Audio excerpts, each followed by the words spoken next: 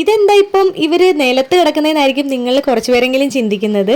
കാര്യമുണ്ട്, നമ്മുടെ നൈനൂട്ടി കാവടിക്ക് മാലയിട്ട കാര്യം മിക്കവാറും എല്ലാവരും അറിഞ്ഞിട്ടുണ്ടാവും. ഞാൻ വീഡിയോ ഇട്ടിട്ടുണ്ടായിരുന്നു. അതുകൊണ്ടാണ് കേട്ടോ ഞങ്ങളിപ്പം നിലത്ത് കിടക്കുന്നത്. അപ്പോൾ പതിവ് പോലെ നമുക്ക് കാര്യത്തിലേക്ക് വരാം. രാവിലെ ഞാൻ എഴുന്നേറ്റു. നമ്മുടെ നൈനൂട്ടിക്ക് കൊണ്ടുപോകാൻ ചോറൊക്കെ റെഡിയാക്കണം. സാധാരണ ഈ ഒരു വെളുപ്പാങ്കാലത്ത് എഴുന്നേൽക്കുന്നത് കൊണ്ട് എനിക്ക് നേരത്തെ എഴുന്നേൽക്കാൻ അത്ര ബുദ്ധിമുട്ടൊന്നും ഉണ്ടായില്ല. നേരെ അടുക്കളയിലോട്ട് വെച്ച് പിടിച്ചു കുളിച്ച് കഴിഞ്ഞിട്ട്. എന്നിട്ട് നമ്മൾ ഇന്ന് നൈനൂട്ടിക്ക് വേണ്ടി ഉണ്ടാക്കിയേക്കുന്നത് നല്ല അടിപൊളി ഒരു പരിപ്പും തക്കാളിയും കറിയും അതേപോലെ തന്നെ കിഴങ്ങ് മെഴുക്ക് പുരട്ടിയും പപ്പടവുമാണേ. അതൊക്കെ ഉണ്ടാക്കി ഞാൻ നേരം വെളുക്കുന്നതിന് മുമ്പ് മാറ്റി വെച്ചു.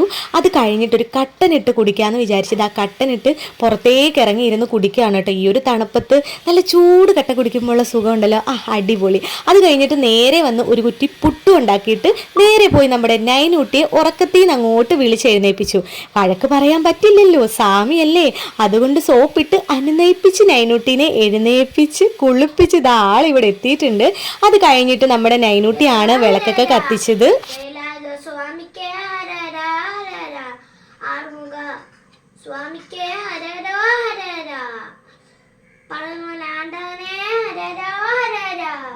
വിളക്കൊക്കെ കത്തിച്ച് ഹരഹരോയൊക്കെ വിളിച്ച് മുരുകനെയും പ്രാർത്ഥിച്ച് ഭക്ഷണം കഴിച്ചിട്ട് നമ്മുടെ നൈനൂട്ടി ഇനി സ്കൂളിലേക്ക് പോവാണേ. ഞാൻ നേരെ കടയിലേക്കും. അപ്പോൾ അടുത്ത വീഡിയോ ആയിട്ട് വേഗം വരാം. അതുവരെ എല്ലാവർക്കും ടാറ്റാ.